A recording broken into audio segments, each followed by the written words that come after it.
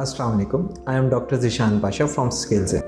आजकल की पाकिस्तान की इकॉनमिक कंडीशंस की वजह से हमारे बहुत सारे यंगस्टर्स जो हैं शिफ्ट हो रहे हैं ई कॉमर्स के अंदर। और जब ई कॉमर्स का नाम आता है तो सबसे टॉप पे अमेज़ॉन आता है। तो आप सवाल ये आपका बनता है कि अमेज़ॉन एज अ बिज़नेस है कैसा। किसी भी बिज़नेस को जब हमने एनालाइज करना होता है तो हम उसकी कुछ फिगर्स देखते हैं and the top most concerning figure is ROI। ROI is return on investment. Basically आपने कितने पैसे इन्वेस्ट किए और उसके रिटर्न में आपको कितना प्रॉफिट होगा, दिस इज़ ROI। अब ये एनुअल भी कैलकुलेट होता है और ये मंथली भी कैलकुलेट होता है, मगर for the sake of argument हम लोग मंथली पे जाएंगे। किसी भी बिजनेस की जब बात की जाती है तो उसके कंपैरिजन के अंदर देखा जाता है कि अगर हम ये नहीं करते तो हम दूसरे कौन कौन से बिजनेस कर सकते हैं। अगर पाकिस्तान की बात करें तो पिछले डेकेड से हम लोगों ने ये इस्टेब्लिश किया हुआ है कि real estate is the most lucrative business of Pakistan. Let's compare these two.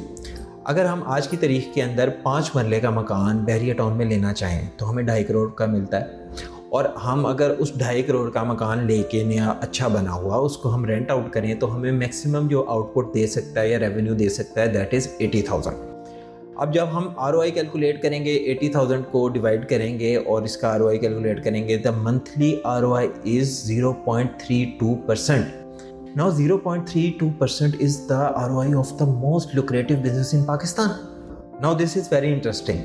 Comparison के अंदर अमेज़ॉन रीसेलिंग मॉडल के ऊपर जो हमारा ROI एक्सपेक्टेड होता है वो होता है 10% से लेके 30% के बीच में कहीं ना कहीं फॉल करता है। 0.32% वर्सेस 10 to 30%।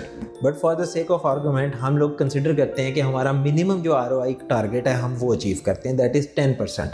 अब हम 10% ROI अचीव कर लेते हैं सेम बजट के साथ, तो 2.5 करोड़ के ऊपर 10% ROI मंथली 25 लाख रुपीज़ बनता है। अब ज़रा आप कंपेयर करें 25 lakh 80,000, the most lucrative business in Pakistan 80,000, e commerce 25 lakh, दोनों में फ़र्क है। So in conclusion, Amazon reselling model should be the most lucrative business in Pakistan, not real estate.